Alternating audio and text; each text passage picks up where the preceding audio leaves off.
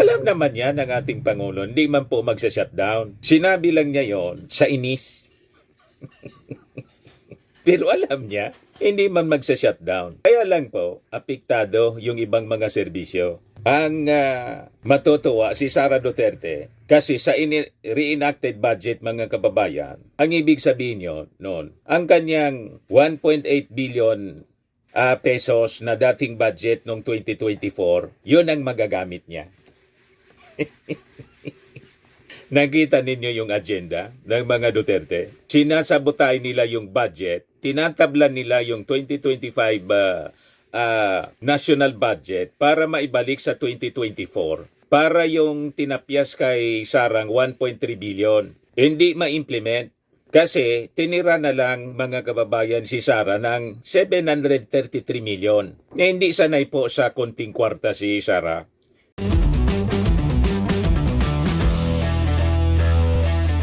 Ito naman po yung bago naming product na binibenta online. iGlow Serum Whitening po siya. Tingnan ninyo yung epekto sa aking anak na architect before and now. Yung mga inquiries po ninyo, dumiretso na lang kayo sa kanyang Facebook account, Riz Maravillas. Tinumbok na mga kababayan ng ating Pangulong Bongbong Marcos yung destabilization efforts ng kampo ng mga Duterte. Yan po yung sabi ng ating Pangulong Bongbong. Sabi dito sa report ng Politico News, Marcos slams Supreme Court petition versus 2025 national budget. Partian niya ito ng destabilization moves. Wala nang takip-takip mga kababayan. Dati umiiwas sa mga komento na ganito yung ating Pangulong Bongbong Marcos. Ini-ignore lang niya yung mga pinagagawa ng mga Duterte, ng kampo ng mga Duterte. Pero this time, mga kababayan, frontal attack. Frontal attack na yung ginagawa ng ating Pangulong Bongbong Marcos. Sabi nga, yung pangil ng Tigre ng Norte, pinalabas na, mga kababayan, yung pangil. Pati nga yung China, binakbakan ng ating Pangulo.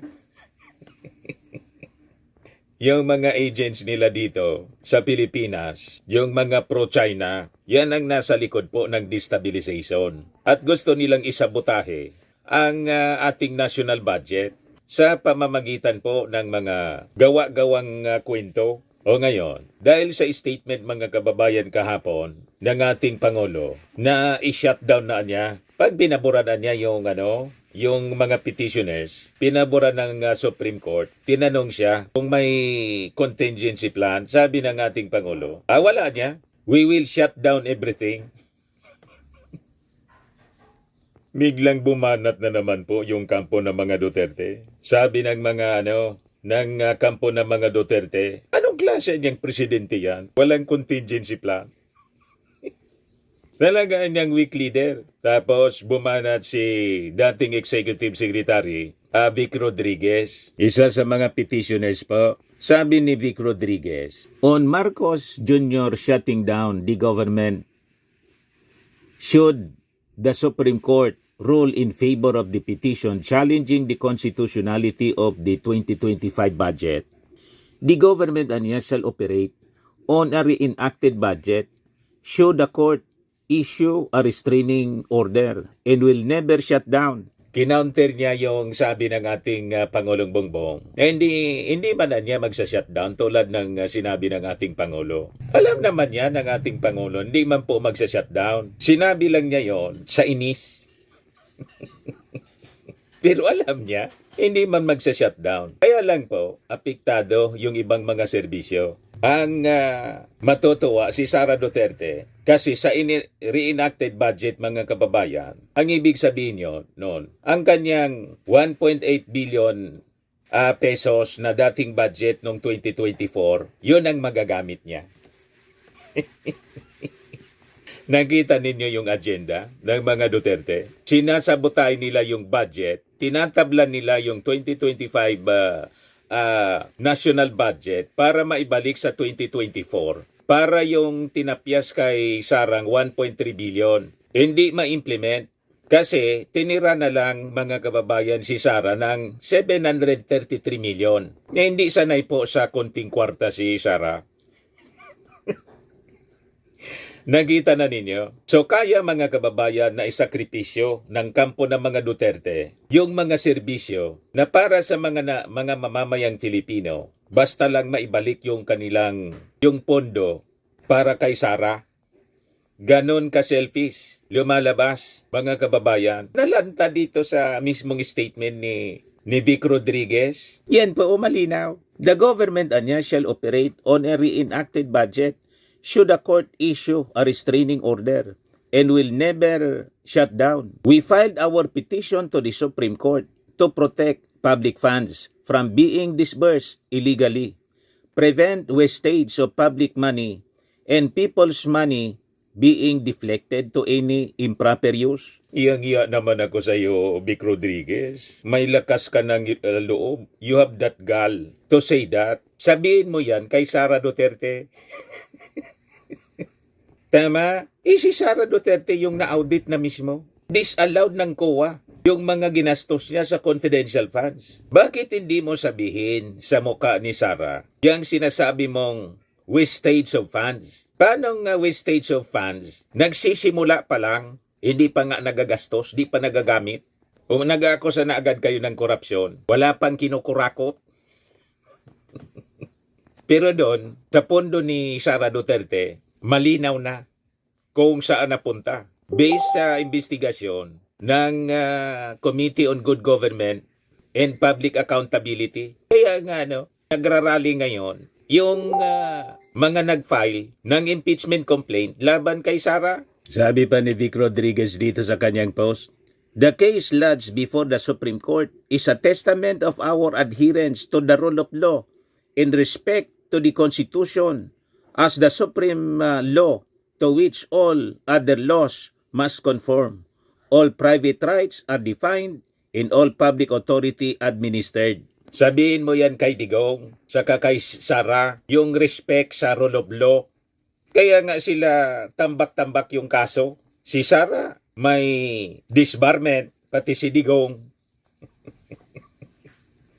Tama? Tapos may tatlong kaso ng impeachment. Si Digong may ICC case dahil sa AGK. Asan doon ang rule of law? Kaya itong mga statement mga kababayan ni Vic Rodriguez, nababagay na sabihin niya una sa sarili niya. Pangalawa, mga kababayan, sa kanyang mga amo, si Digong at saka kay Sara. Kasi akma sa kanila ang mga statement ni Vic Rodriguez.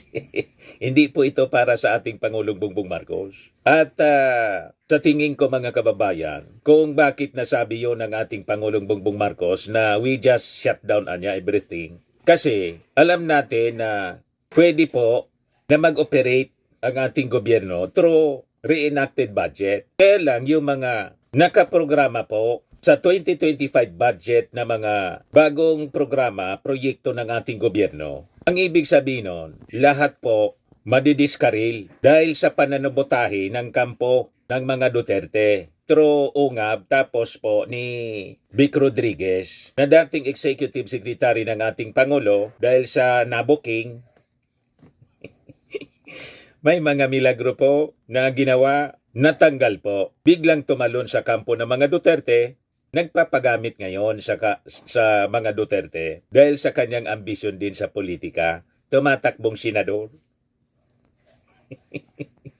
Nakita na ninyo? Very selfish. Isasacrifice nila mga kababayan yung kapakanan ng ating mga mamamayang Filipino. Maibalik lang ang budget ni Sara sa pamamagitan ng reenacted budget. Kaya tama yung mga sinabi po ni La Union Congressman Paulo Ortega.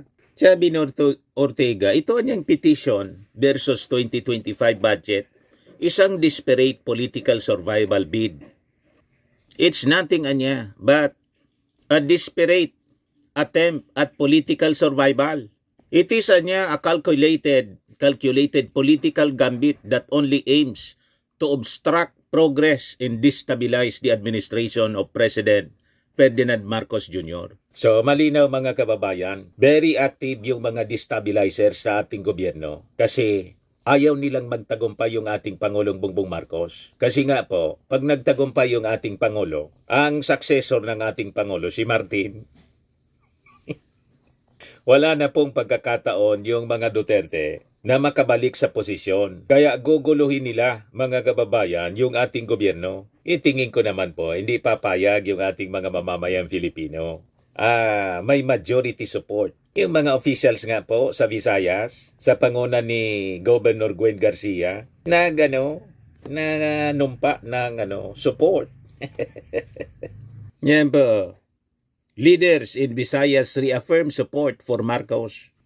Kasi kitang-kita naman po ang ginagawa ng ating Pangulo. Focus lang po siya. Kailangan niya na diretsong sagutin yung mga akusasyon at mga panggugulo ng mga destabilizers ng ating gobyerno. Hindi na po mananahimik. Yun yung promise ng ating Pangulong Bongbong.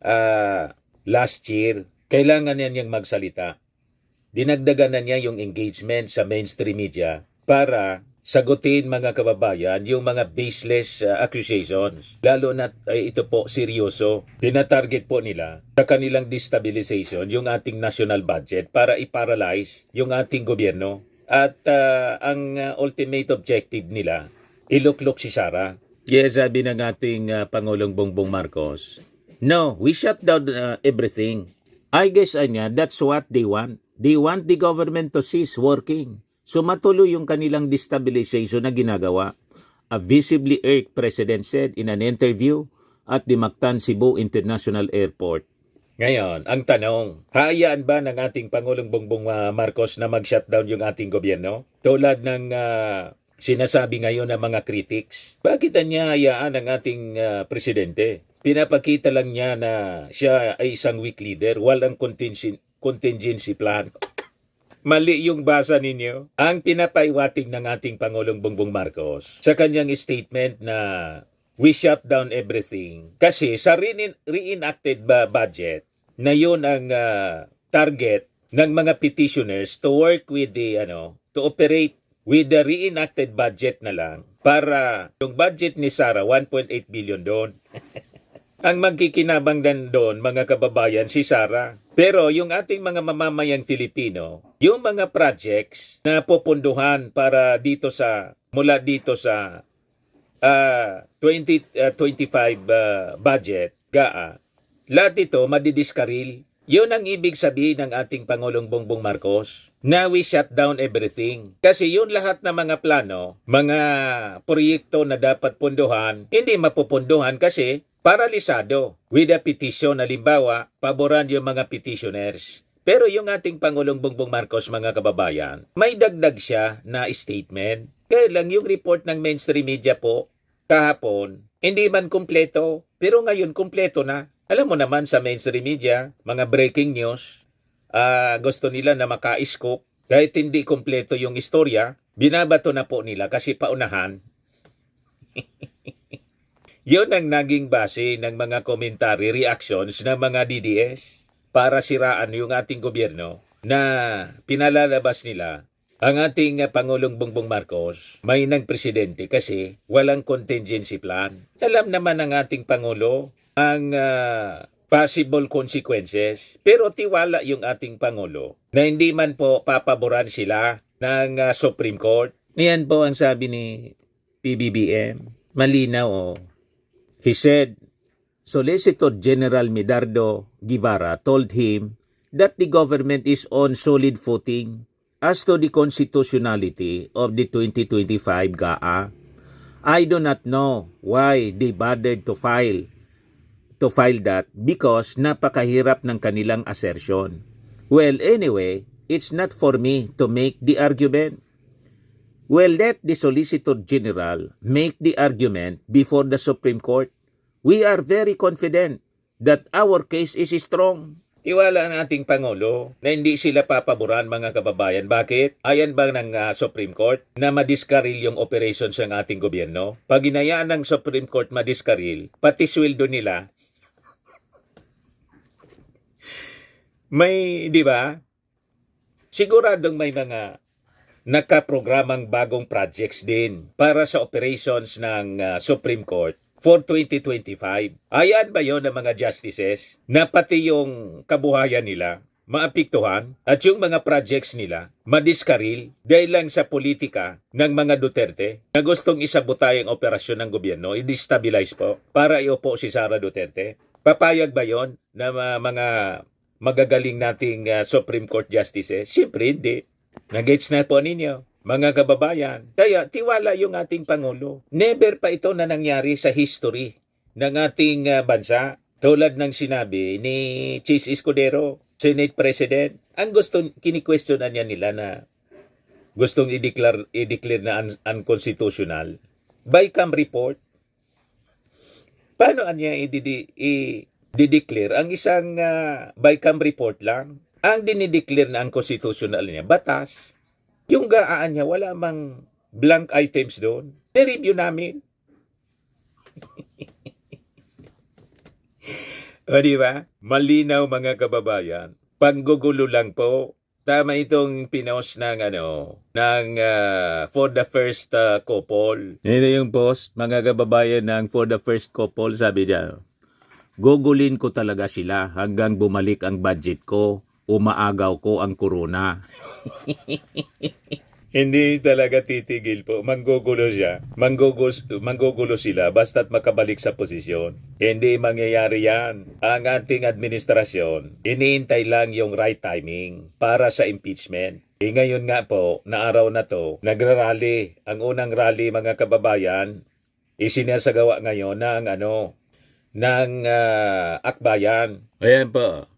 Impeach Sara now. Medyo marami-rami. Kasi yung grupong akbayan, marami din sila. Ngayon, si dating Senador Trillanes po, nag-warning kasi mamaya may rally din sila. Kaya lang, tatlo yung rally daw. Isa ngayong umaga, tapos mamaya nga po, may dalawa. Yung isa, mga kababayan, na sponsored ng civil society, grupo ni Magno, Chilo Magno, tapos ni Robert Reyes, sabi, infiltrated ng mga DDS.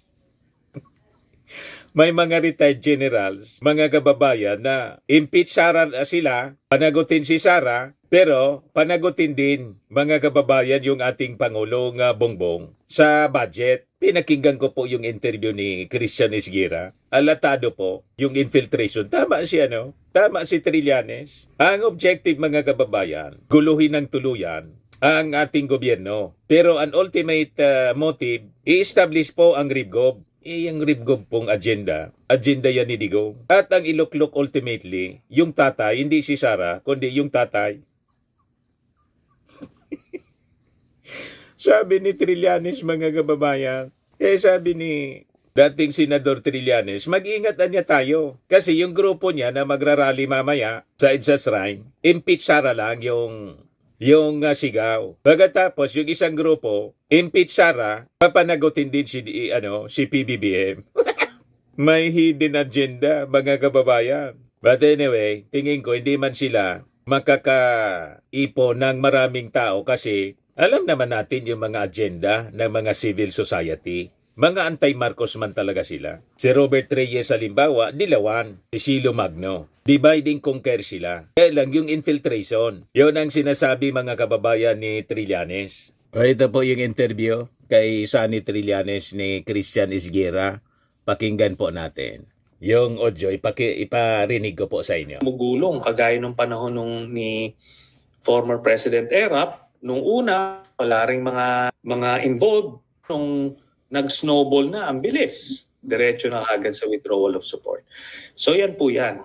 Ang bottom line po dito, ang nire-raise ko is merong mga ganyang pangyayari at sinasabi nila mismo, join sila dun sa hapon na rally. Mamaya at yun ang gagamitin nilang panawagan for an ouster. Yan po yan. And I showed you the receipts. Christian, hindi ako nag-iimbento lang, screenshot sa kinaukulan. Kaya yun. That's where I'm coming from. So when I say na infiltrate yung yung grupo na yan, I was stating it as a matter of fact. Pero sinasabi ko ulit, nililinaw ko, sila Justice Carpio, sila Prof. Shelo Magno, sila Father Robert Reyes, hindi naman sila yon. Okay, yun. Okay. Tapos linawin din natin. No? Kasi dun sa pahayag ng Clergy and Citizens for Good Governance, halo-halo yung issues, no? Basically, good governance, anti-corruption, kasama rin yung pagpapanagot kay Sara Duterte. Hindi ba enough yung message na yon to actually serve as a deterrent dito sa kung ano man pinaplano ng mga sinasabi niyong humalo o nag-infiltrate? See this? Kaya nga ho, ang kanilang gustong mensahe, lahat sila kailangan palitan.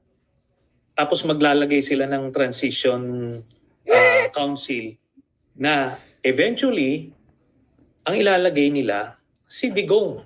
You see? Palagay nyo, itong sina, Father Robert Reyes, sina Justice Carpio, ang ilalagay nila dyan, iluluklok nila, hindi. But by then, buti academic na kasi nagamit na sila. Okay. Gano'n na-monitor yung nasa likod nito? Ang nakita namin, ang mga Duterte generals doon, siguro mga 8. 8. Retired generals, so mga 8. Okay. So itong mga retired generals, may kanya-kanya din itong agenda. Siyempre, pag nailuklok nila yung revolutionary government, yung isang retired general, si Rio, inadmit niya na involved siya sa EDSA 1, EDSA 2. So talagang gawain na nila ang mang-agaw ng gobyerno. So uulitin nila ngayon. Sigurado, ang agenda nila, kasi mga retired na yan, kating-kati na rin siguro mga kababayan na ma-appoint sa posisyon. Pag nailuklok nila si Digong, balik sila sa gobyerno. Kaya lang malabo. Kasi po, yung ating mga military, active military, hindi po papayag. Lalo, ang iluluklok nilang leader, pro-China, at hindi din papayag ang Amerika. Sa isang sa isang kudita or mutiny, malabo na magtagumpay without the support of the active members ng military and basbas ng Amerika. Kaya itong mga panaginip nila malamang maging bangungot. May full support ang ating Pangulong Bongbong Marcos sa ating armed forces at sa majority ng ating mga mamamayang Filipino. Mataas ang approval ratings. At siyempre, sa Amerika na may interes mga kababayan sa atin. Hindi papayag po na ang isang pro-China maging leader uli ng ating bansa. Kaya relax lang tayo po. Itong ating programa mga kababayan, atid sa inyo nitong ating mga sponsors. Firmax Firming and Lifting Cream. Pinapay po sa mga pulses in affected area. Mainam po ito sa mga pains at paninigas ng mga kaso-kasuan. Ito sa mukha naman yung application, anti-aging, Automax po siya. Ito ay Glow Zero mga kababayan. Whitening po siya. Made in South Korea. Ito naman po, Nengxia Red Mix Fruit Drink. Gawa po siya sa goji berry. May anti-cancer properties po siya. At sa mga nagana po ng malinis and spacious fitness gym, pumunta lang po kayo sa aming Colossal Fitness Gym. May Grab car rental din po kami. At bills payment po sa aming office. At saka sa mga mahilig po sa mga imported bags, manood po kayo sa live selling ni Madam Eileen Rosales sa kanyang Eileen Closet po. Pati mga shoes, ito yung kanya po. Ito yung kanyang page. Kita ninyo, napakagandang mga online selling po siya. Si Madam Eileen Rosales. Cellphone number niya po 773-798-7816.